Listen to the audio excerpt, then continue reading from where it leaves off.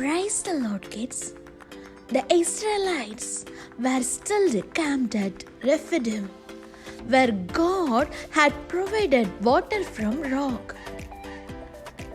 The sea had parted for them. The quail had settled in their camp to provide them with supper. The manna had started appearing every morning, double on Friday.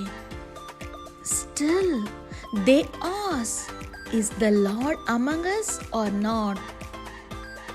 The latest challenge was an attack by their fierce desert cousins, the Amalekites.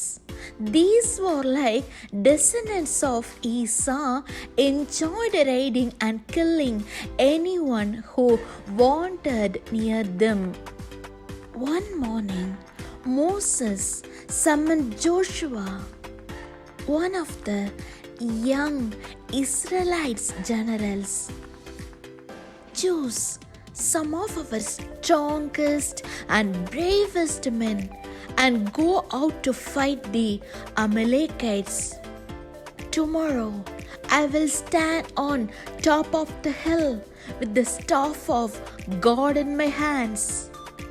Joshua left trustingly and went to collect the men he would take with him to fight the Amalekites the next day.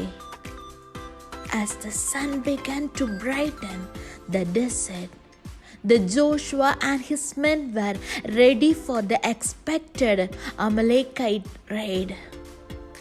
Joshua looked up at the hill that overlooked the valley where they waited. He could see Moses, his brother Aaron, and Hur reaching the top of the hill. He watched as Moses lifted his arms in prayer to God. Joshua smiled confidently. With Moses on the hilltop, he felt that he was connected with God and that he and his men would be victorious. The fighting began. From time to time, Joshua would glance toward the hilltop where Moses stood.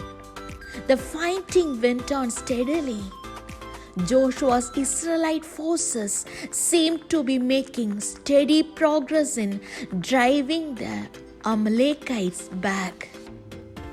After a while, however, Moses seemed to be getting tired.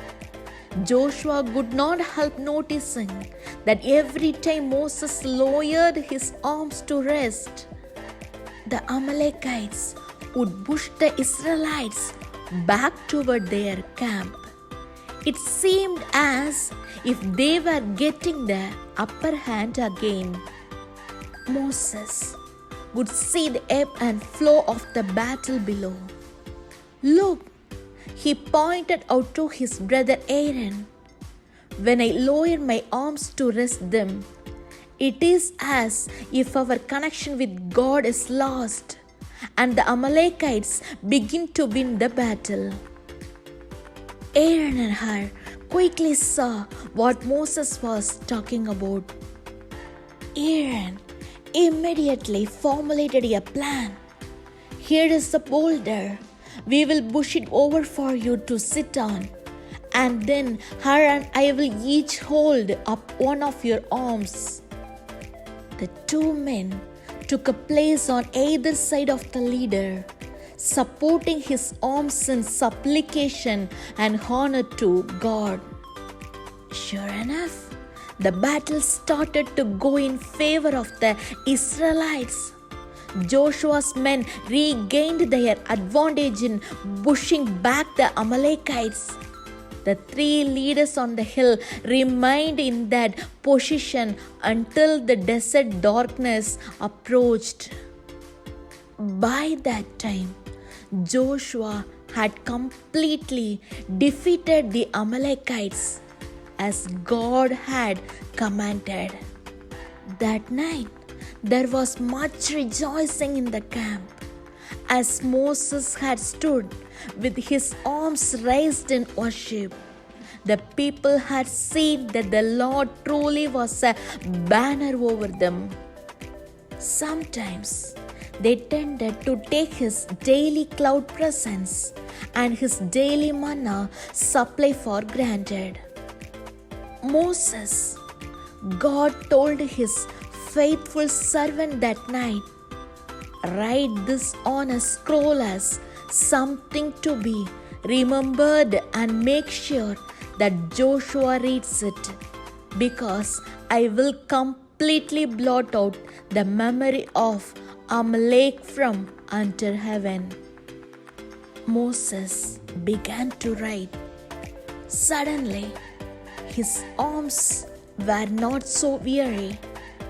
After he showed Joshua the words, he put the scroll away with the jar of manna. These things would always be nearby to remind the people who forgot so easily what God had done for them.